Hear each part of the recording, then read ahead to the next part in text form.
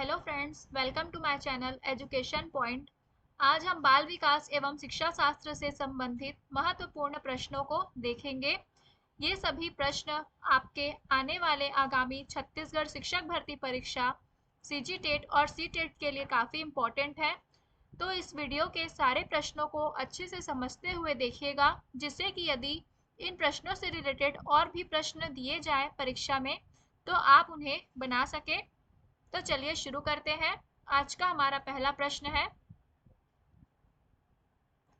सतत और व्यापक मूल्यांकन यानी कि सीसीई के शैक्षणिक क्षेत्र में शामिल है।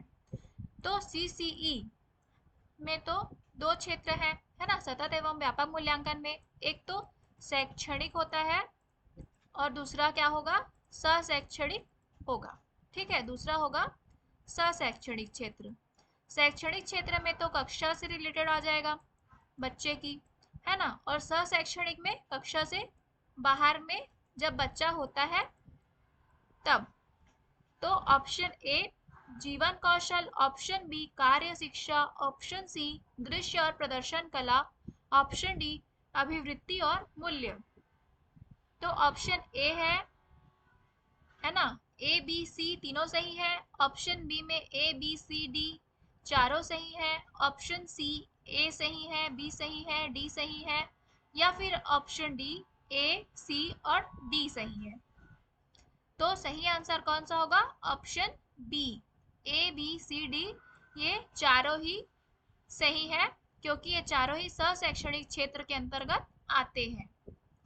नेक्स्ट क्वेश्चन, निम्नलिखित में से कौन सी समावेशी कक्षा कक्ष के लिए सहयोगात्मक आकलन की विशेषता नहीं है, पूछा है, ध्यान देंगे। सहयोगात्मक आकलन, ऑप्शन ए विद्यार्थियों की योग्यताओं, क्षमताओं, आवश्यकताओं पर ध्यान केंद्रित करना। ऑप्शन बी आकलन एक सतत प्रक्रिया है। ऑप्शन सी छात्रों को आकलन के एक निष्क्रिय प्राप्तकर्ता के रूप में देखा जाना चाहिए। ऑप्शन डी अधिगम प्रक्रिया पर ध्यान केंद्रित करना चाहिए। तो सहयोगात्मक आकलन की विशेषता ये तीनों ही होती है, लेकिन छात्रों को आकलन के एक निष्क्रिय प्राप्तकर्ता नहीं, छात्रों को आकलन के एक सक्रिय प्राप्तकर्ता के रूप में देखा जाना चाहिए। ऑप्शन सी इसका सही आंसर होगा, क्योंकि यहाँ पर विशेषता नहीं है, पूछा गया है। नेक्स्ट क्वेश्चन, शिक्षक द्वारा बच्चों के सामाजिक कौशल का आकलन, है ना, सामाजिक कौशल का आकलन करने के लिए निम्नलिखित में से सबसे प्रभावी तरीका होगा। तो कौन सा प्रभावी तरीका होगा, ऑप्शन ए यह देखना कि बच्चा समूह कार्यों में साथियों के साथ कैसे अंतःक्रिया करता है। ऑप्शन बी मानकीकृत बुद्धि परीक्षणों का व्यवस्था करना। ऑप्शन सी वस्तुनिष्ठ प्रकार के परीक्षण देना। ऑप्शन डी बच्चों का विस्तृत रूप से तब अवलोकन करना जब वह समस्याओं का समाधान करता है। तो यहाँ पर इसका सही आंसर होगा ऑप्शन ए, यह देखना कि बच्चा समूह कार्यों में साथियों के साथ कैसे अंतःक्रिया कर रहा है, ये शिक्षक द्वारा किया जाएगा, सबसे प्रभावी तरीका होगा। क्योंकि मानकीकृत बुद्धि परीक्षणों का व्यवस्था करना ये तो नेगेटिव ऑप्शन है ना। वस्तुनिष्ठ प्रकार के परीक्षण देना, मतलब कि वस्तुनिष्ठ प्रकार में क्या आ जाएगा कि ऑप्शनल क्वेश्चन होगा, है ना। तो ऑप्शनल होते हैं वस्तुनिष्ठ प्रकार के परीक्षण, तो इससे सामाजिक कौशल का आकलन नहीं किया जा सकता, तो ये भी नहीं होगा।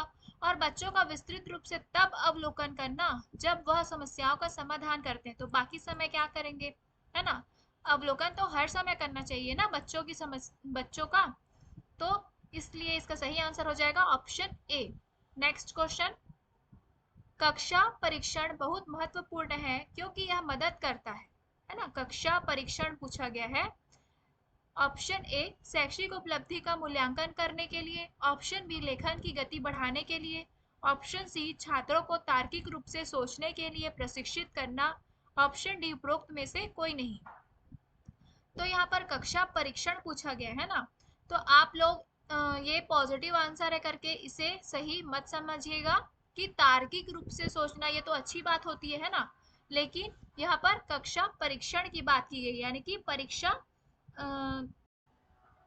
परीक्षा लेते हैं क्योंकि हम यह जान सकें कि बच्चे ने कितना सीखा है और कितना नहीं सीखा है ना, इसलिए हम कक्षा परीक्षण करते हैं।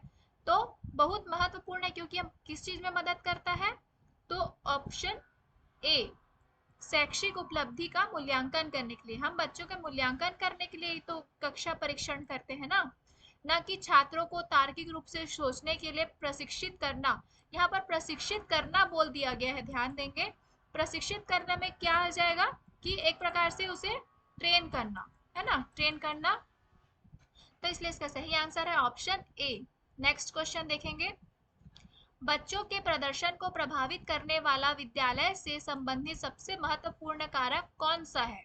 ऑप्शन ए पाठ्यचर्या का विकास, ऑप्शन बी शिक्षकों के वेतन में वृद्धि, ऑप्शन सी सतत मूल्यांकन, ऑप्शन डी श्रव्य दृश्य सहायक सामग्री। तो बच्चों के प्रदर्शन को प्रभावित करने वाला, है ना, विद्यालय से संबंधित सबसे महत्वपूर्ण कारक कौन सा होगा? तो सतत मूल्यांकन होगा। ठीक है, सतत मूल्यांकन इज द राइट आंसर, क्योंकि सतत मूल्यांकन के अंतर्गत सभी चीजें, सब कुछ आ जाता है। ठीक है, सभी चीजें आ जाती है, इसलिए इसका सही आंसर होगा ऑप्शन सी सतत मूल्यांकन। Next question.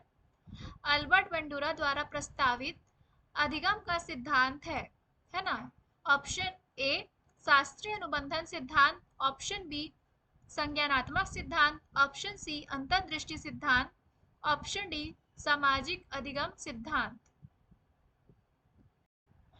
तो जो अल्बर्ट बंडूरा है ना, अल्बर्ट बंडूरा है वो मॉडलिंग के लिए, ठीक है, मॉडलिंग के लिए और अनुकरण के लिए, ठीक है, अनुकरण के लिए जाने जाते हैं, है ना, और ऑब्जर्वेशन लर्निंग के लिए भी जाने जाते हैं। ऑब्जर्वेशन लर्निंग के लिए भी जाने जाते हैं। तो इन्होंने कहा है कि बच्चे जो है वो समाज के द्वारा अधिगम करते हैं। ठीक है, तो option D is the right answer, सामाजिक अधिगम सिद्धांत अल्बर्ट बंडूरा द्वारा प्रस्तावित अधिगम का सिद्धांत है। Next question. रेमंड केटल द्वारा कितने व्यक्तित्व कारक प्रस्तावित किए गए हैं? ठीक है, रेमंड केटल द्वारा कितने व्यक्तित्व कारक प्रस्तावित किए गए हैं? Option A 5, option B 14, option C 16, option D 18। तो इसका सही आंसर है ऑप्शन सी। ठीक है, 16 इसे हम पीएफ कहते हैं, 16 पीएफ। ठीक है, इसे हम 16 पीएफ कहते हैं, यानी कि पर्सनैलिटी फैक्टर। 16 पीएफ यानी कि 16 पर्सनैलिटी फैक्टर दिया था इन्होंने। और ये जो रेमंड केटल है वो व्यक्तित्व परीक्षण, ठीक है, व्यक्तित्व परीक्षण के लिए जाने जाते हैं। नेक्स्ट क्वेश्चन देखेंगे। निम्न में से कौन सा मैस्लो की आवश्यकताओं के पदानुक्रम में सम्मिलित नहीं है, पूछा गया है, ध्यान देंगे। ऑप्शन ए दैहिक आवश्यकताएं, ऑप्शन बी व्यक्तिवाद एवं समूहवाद, ऑप्शन सी स्नेह एवं संबंधता, ऑप्शन डी आत्मसिद्धि। तो जो मैस्लो का आवश्यकता पदानुक्रम का सिद्धांत है ना, उसमें दैहिक आवश्यकताएं ये है, ये सबसे निम्न स्तर है। ठीक है, ये सबसे निम्न स्तर होता है इस सिद्धांत का। और जो ये आत्मसिद्धि है ये सबसे उच्च स्तर माना जाता है। ठीक है, ये सबसे उच्च स्तर माना जाता है। तो ये तो पहला स्तर हो गया और ये 5वां स्तर हो गया। मैस्लो की आवश्यकता पदानुक्रम सिद्धांत में 5 स्तर थे। तो बाकी के जो स्तर हैं कौन से सम्मिलित नहीं है ये पूछा गया है। तो व्यक्तिवाद एवं समूहवाद या फिर स्नेह एवं संबंधता। तो कौन से सम्मिलित नहीं है? तो ऑप्शन बी व्यक्तिवाद एवं समूहवाद इसमें सम्मिलित नहीं है। स्नेह एवं संबंधता को हम समाज, है ना, समाज की आवश्यकता कह सकते हैं। ये है तीसरी आवश्यकता इसकी। ठीक है, नेक्स्ट क्वेश्चन देखेंगे। एक व्यक्ति में एक समय पर दो विपरीत इच्छाओं का होना कहलाता है। ऑप्शन ए द्वंद्व, ऑप्शन बी कुंठा, ऑप्शन सी चिंता, ऑप्शन डी दबाव। तो एक समय पर दो विपरीत इच्छाओं का होना है ना, दो विपरीत इच्छाओं का होना, जैसे कि आपको 9 बजे कहाँ जाना है, बैंक जाना है, ठीक है, और 9 बजे ही आपको कहाँ जाना है, अपने ऑफिस जाना है, तो एक साथ दो विपरीत इच्छाओं का हो गया ना, इसलिए इसे हम क्या कहेंगे, द्वंद्व कहेंगे, कि हम ये काम करें कि ये काम करें, है ना, कुंठा यानी कि फ्रस्ट्रेशन हो जाएगा। ठीक, तो इसका सही आंसर है ऑप्शन ए, द्वंद्व। नेक्स्ट क्वेश्चन, निम्नलिखित में से उपचारात्मक शिक्षण किस प्रकार के बालकों के लिए प्रयुक्त होता है। उपचारात्मक शिक्षण, ठीक है, ऑप्शन ए तीव्र अधिगमकर्ता, ऑप्शन बी मंद अधिगमकर्ता, ऑप्शन सी प्रतिभाशाली बालक, ऑप्शन डी सृजनात्मक अधिगमकर्ता के लिए। तो जो उपचारात्मक शिक्षण है यानी कि रेमेडियल टीचिंग, ठीक है, तो ये हम तीव्र अधिगमकर्ता के लिए नहीं करते, प्रतिभाशाली बालक के लिए भी नहीं, और सृजनात्मक अधिगमकर्ता के लिए भी नहीं करते। हम उपचारात्मक शिक्षण करते हैं जो मंद अधिगमकर्ता होते हैं, ठीक है, मंद बुद्धि के बालक होते हैं, उनके लिए हम उपचारात्मक शिक्षण का प्रयोग करते हैं। नेक्स्ट क्वेश्चन, शिक्षण की खेलकूद विधि किस सिद्धांत पर आधारित है।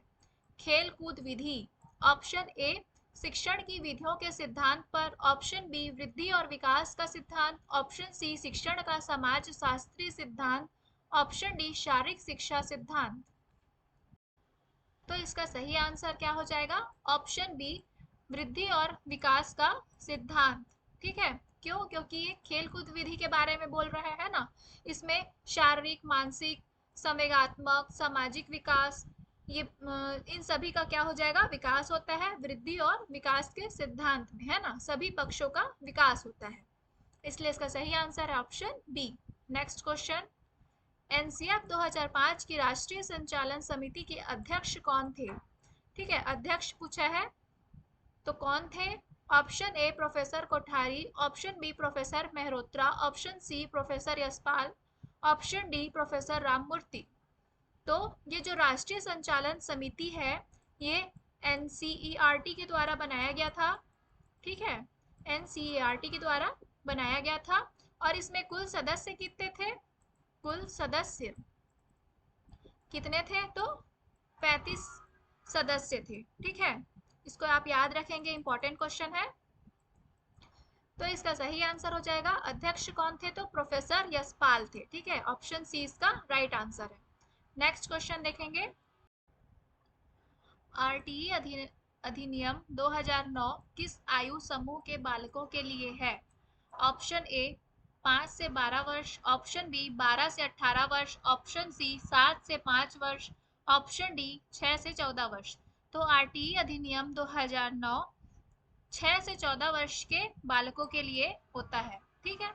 नेक्स्ट क्वेश्चन देखेंगे, निम्नलिखित में से कौन सा दैहिक अभिप्रेरक नहीं है पूछा है ना, नहीं है पूछा है। ऑप्शन ए उपलब्धि, ऑप्शन बी भूख, ऑप्शन सी प्यास, ऑप्शन डी नींद।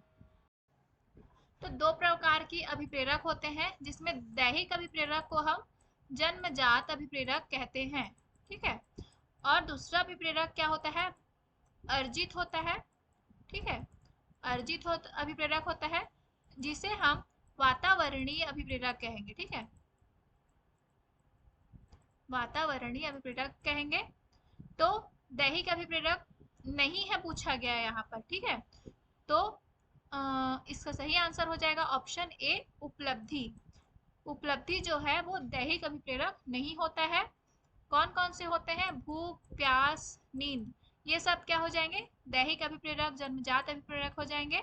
और अर्जित वातावरणीय में क्या क्या जाएगा, तो मान सम्मान है, जैसे कि प्रशंसा है, ये सब आ जाएगा अर्जित अभिप्रेरक में, ठीक।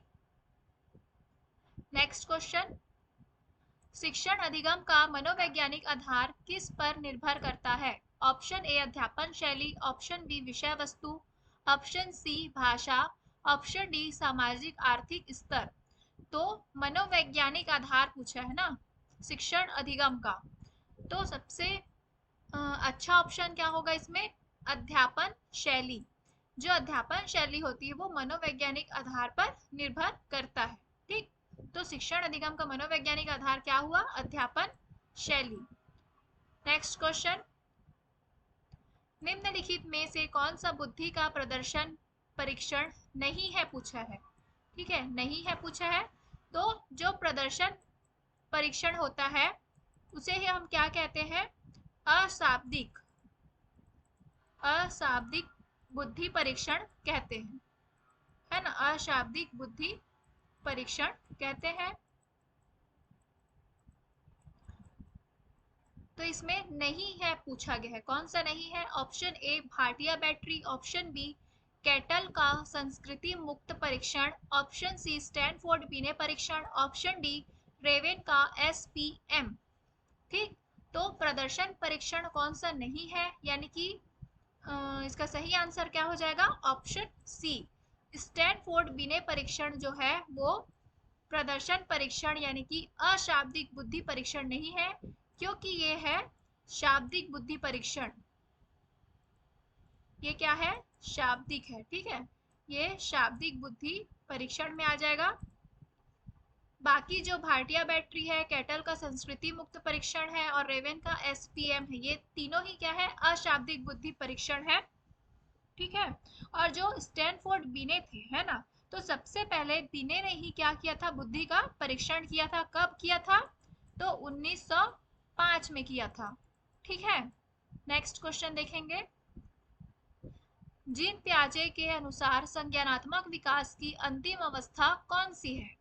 ऑप्शन ए संवेदिक पेशी अवस्था, ये तो पहली अवस्था है। ऑप्शन बी अमूर्त संक्रियात्मक अवस्था, ऑप्शन सी उत्तर संक्रियात्मक अवस्था, ऑप्शन डी मूर्त संक्रियात्मक अवस्था। तो पहली अवस्था संवेदी पेशी अवस्था होती है, दूसरी अवस्था क्या हो जाती है? पूर्व संक्रियात्मक अवस्था हो जाती है, और तीसरी अवस्था हो जाती है मूर्त संक्रियात्मक अवस्था, और चौथी अवस्था है अमूर्त संक्रियात्मक अवस्था, इसे ही हम अंतिम अवस्था कहेंगे। तो option B is a right answer, ठीक है। जो संवेदी पेशी अवस्था होती है वो होती है 0 से 2 वर्ष, और जो पूर्व संक्रियात्मक अवस्था होती है वो होती है 2 से 7 वर्ष, और मूर्त संक्रियात्मक अवस्था ये 7 से 11 वर्ष, और अमूर्त संक्रियात्मक अवस्था ये 11 वर्ष से ऊपर की अवस्था होती है। नेक्स्ट क्वेश्चन देखेंगे। उससे पहले अगर आपको ये वीडियो आपके एग्जाम पॉइंट ऑफ व्यू से हेल्पफुल लग रही हो तो इस वीडियो को लाइक कीजिएगा और अपने फ्रेंड्स लोगों के साथ या फिर एजुकेशनल ग्रुप में शेयर ज़रूर कीजिएगा। तो चलिए देखते हैं नेक्स्ट क्वेश्चन। व्यक्तित्व का मनोविश्लेषणात्मक सिद्धांत किसने प्रतिपादित किया है? मनोविश्लेषणात्मक सिद्धांत पूछा है ना। ऑप्शन ए अब्राहम मैस्लो ने, ऑप्शन बी सिगमंड फ्रायड ने, ऑप्शन सी कार्ल रोजर्स ने, या फिर ऑप्शन डी जीन पियाजे ने। तो अब्राहम मैस्लो ने तो आवश्यकता पदानुक्रम का सिद्धांत दिया है ना। मनोविश्लेषणात्मक सिद्धांत किसने दिया है? सिगमंड फ्रायड ने दिया है। ऑप्शन बी इसका सही आंसर होगा। जो सिगमंड फ्रायड थे इन्होंने व्यक्तित्व के 3 घटक बताए हैं, है ना। पहला इदम, दूसरा अहम और तीसरा पराअहम। और इन्होंने मन के भी 3 घटक बताए हैं, ठीक है। कौन कौन से? तो चेतन, अर्ध चेतन और अचेतन, ठीक है। नेक्स्ट क्वेश्चन देखेंगे। विश्वसनीयता की अवधारणा का आशय खाली स्थान से है। ऑप्शन ए निर्देशों की वस्तुनिष्ठता, ऑप्शन बी मापन के उद्देश्य, ऑप्शन सी प्राप्तांकों की संगतता, ऑप्शन डी गणना की समरूपता। तो जो विश्वसनीयता है ना, विश्वसनीयता की अवधारणा का आशय किससे होगा? तो ऑप्शन सी प्राप्तांकों की संगतता से होगा। ऑप्शन सी इसका सही आंसर है। Next question. बहुबुद्धि का सिद्धांत किसने प्रतिपादित किया? ऑप्शन ए हार्वर्ड गार्डनर ने, ऑप्शन बी जीन पियाजे, ऑप्शन सी डेविड वेस्लर, या ऑप्शन डी एरिक एरिक्सन ने। तो जो बहुबुद्धि का सिद्धांत है ये किसने प्रतिपादित किया था? ऑप्शन ए हार्वर्ड गार्डनर ने किया था। जीन पियाजे ने तो संज्ञानात्मक विकास का सिद्धांत दिया, है ना। डेविड वेस्लर ने व्यक्तित्व का, और एरिक एरिक्सन ने मनोसामाजिक सिद्धांत दिया। तो इसका सही आंसर हो जाएगा ऑप्शन ए हार्वर्ड गार्डनर ने। तो ये था हमारा आज का last question. Thank you for watching my video. Please like, share and subscribe to my channel. And press the bell icon, जिससे कि आपको मेरे आने वाली वीडियोस की नोटिफिकेशन मिल सके। Thank you for watching.